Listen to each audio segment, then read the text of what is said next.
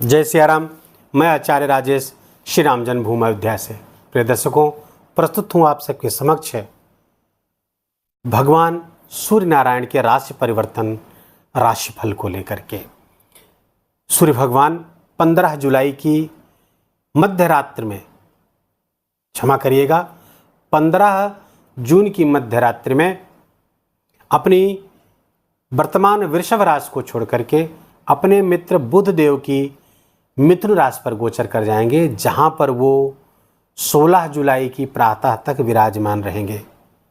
सूर्य भगवान का ये गोचर बहुत महत्वपूर्ण होता है, क्योंकि सूर्य भगवान की गोचर में न केवल चेतन बल्कि जड़ को भी प्रभावित करते हैं।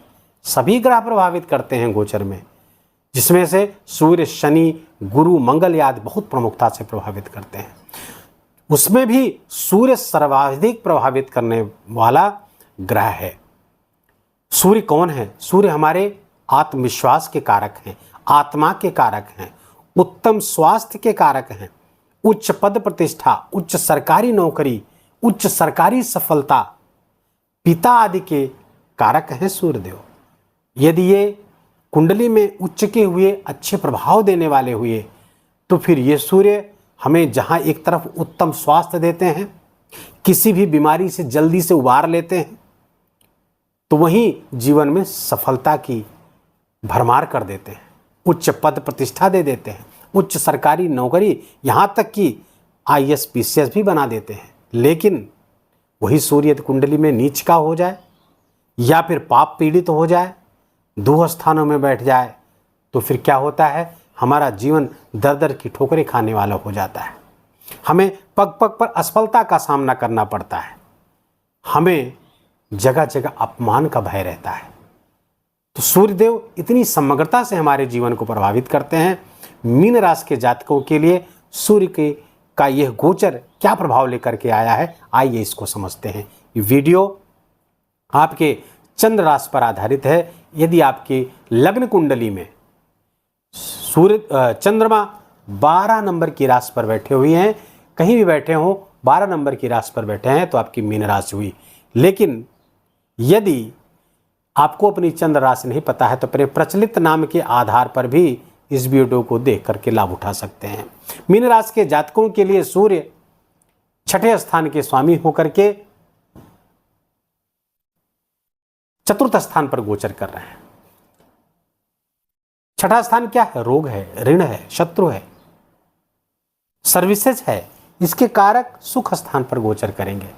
अपने घर से 11वें गोचर करेंगे, लाभ का गोचर है ये। फलतः मीन राशि के जातकों के लिए चतुर्थ स्थान पर सूर्य का गोचर अत्यंत लाभकारी है। समाज में मान प्रतिष्ठा देने वाला है। समाज में आपको एक विशेष दृष्टि से एक विशेष सम्मान दिलाने वाला ये गोचर होगा। रोग, ऋण, शत्रु पर आप हावी होंगे, रोग से आपको मुक्ति मिलेगी।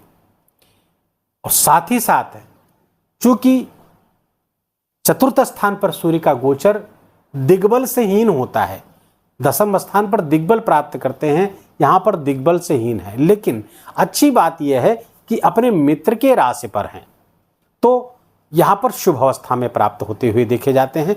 और बुध यहां पर आपके सूर्य के साथ ही गोचर कर रहा है। बुध यहां पर भद्र पंच महापुरुष राजयोग बना करके बैठे हुए हैं।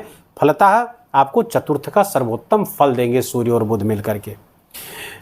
प्रॉपर्टी का लाभ, किसी बड़ी प्रॉपर्टी का लाभ होता हुआ दिख रहा है, खासकर पैतृक संपत्ति का विशेष लाभ, और वो भी अचल संपत्ति का लाभ आपको देते हुए दिख रहे हैं। इमूवेबल प्रॉपर्टी का लाभ होता हुआ दिख रहा है। वाहन का सुख आपको प्राप्त हो सकता है। वाणी के लाभ से, कम्युनिकेशन से, वाणिज्य से, फिनांस के सेक्टर से, शेयर मार्केट आदि से बड़ा लाभ होता हुआ दिख रहा है। शेयर मार्केट में अगर आपने पैसा लगा रखा था, SIPs में लगा रखा था, या किसी ऐसी जगह लगा रखा था, बड़े लाभ की कामना के साथ वो इच्छा आपकी पूरी होती हुई दिख रही। बड़ा लाभ आपको होता हुआ यहाँ से मीन राशि के जातकों के लिए दिख रहा है। लेकिन ध्यान रहे, मीन राशि के जातकों के लिए ये 7.5 का दौर चल रहा है। मानसिक चिंताएं, मानसिक परेशानियां बढ़ेंगी। और इस समय ये महसूस कर रहे होंगे पिछले 17 जनवरी 2023 से मीन राशि के जातक। स्वास्थ्य आदि का आपको विशेष ख्याल रखना है। कोई भी ऐसा कार्य ना करें जिससे शनिदेव अप्रसन्न हो जाए। शनिदेव किससे नाराज होते हैं? आपके आहार और विहार। आहार होता है द्वितीय भाव और सप्तम स्थान होता है विहार। इन दो स्थानों का ख्याल रखेंगे तो सूर्यदेव और शनिदेव आपको कोई बुरा प्रभाव नहीं देंगे। अर्थात आहार का ख्याल क्या रखें? सात्विक आहार लें, मांसाहार, दारू शराब पीना, किसी नशे के प्रति एडिक्ट होना, मांसाहारी भोजन करना, ये सब आपको गर्त में डाल देगा। शनि की 7.5 में ये सब आपके लिए बुरे परिणाम आपके लिए क्रिएट करेंगे। और द्वितीय भाव जब बुरा होगा तो आपके कुटुंब, आपके मित्र, आप ये सब से आप दूर होते हुए चले जाएंगे। सप्तम स्थान हो, जीवन साथी के साथ संबंध गड़बड़ हो जाएगा। अब विहार है, विहार अगर आपने गड़बड़ किया, आचरण में गड़बड़ी लाई, तो शनि का ये दुष्प्रभाव। इन दो चीज़ों पर ध्यान रखिएगा, बहुत गंभीर, उसमें बहुत अंदर तक नहीं जाएंगे, लेकिन ये संकेत मात्र कर दे रहा हूँ चूँकि 7.5 आपकी चल रही, सजग रहने की आवश्यकता है। सूर्य भगवान को आप अर्घ दीजिए, गायत्री मंत्र का आज्ञा चक्र में जप करिए, आदित्य हृदय स्तोत्र का पाठ जरूर करिए, क्योंकि 6ठे स्थान के स्वामी हैं। रोग और ऋण कभी भी आपको घेर सकते हैं। मीन राशि के जातक चूंकि 7.5 भी चल रही है और सूर्य जैसे भी मैलेपिक प्रभाव में जाएंगे, बुरे प्रभाव हैं। हालांकि यहाँ तो अच्छे प्रभाव में रहेंगे, लेकिन 2-3 महीने बाद वो बुरे प्रभाव में भी जाएंगे। कुछ आपकी गलत आदतों के कारण आपको दंडित भी करवाएंगे। तो इसलिए सावधान रहें मीन राशि के जातक, और ख़ासकर ऐसे मीन राशि के जातक जो हार्ट के पेशेंट हैं, उनको विशेष ख्याल रखने की आवश्यकता इन दिनों रहेगी। इन्हीं कुछ संकेतों के साथ वीडियो को यहीं विराम करेंगे। और एक विशिष्ट उपाय आपको बता दूं, मीन राशि के जातकों के लिए अत्यंत अनिवार्य है, उसको आपको करना होगा। एक सूर्य शतनाम स्तोत्र आता है, बहुत छोटा स्तोत्र है लेकिन वो बहुत ही चमत्कारिक है। सूर्य शतनाम स्तोत्र या सूर्य अष्टोत्र नाम स्तोत्र आप गूगल करिएगा तो वहाँ पे मिल जाएगा। उसका पाठ सूर्य के सामने खड़े होकर के आपको करना है। इसको करते रहेंगे तो आप समझ लीजिए आपकी जीवन की समस्याएं धीरे धीरे करके आपसे किनारा कस लेंगी।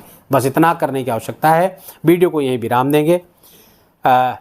वीडियो आपको अच्छा लगा हो, आपके काम का लगा हो, तो वीडियो को आप लाइक करिएगा, अपनों के साथ शेयर करिएगा, और कमेंट में बहुत प्रेम से जय सिया राम लिखना बिल्कुल भी मत भूलिएगा। मेरा विशेष आग्रह है आपसे।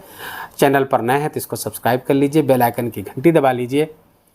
अपना ख्याल रखिए, अपनों का ख्याल रखिए, माता पिता की खूब सेवा करके उनका आशीर्वाद लीजिए। जय जय सिया राम।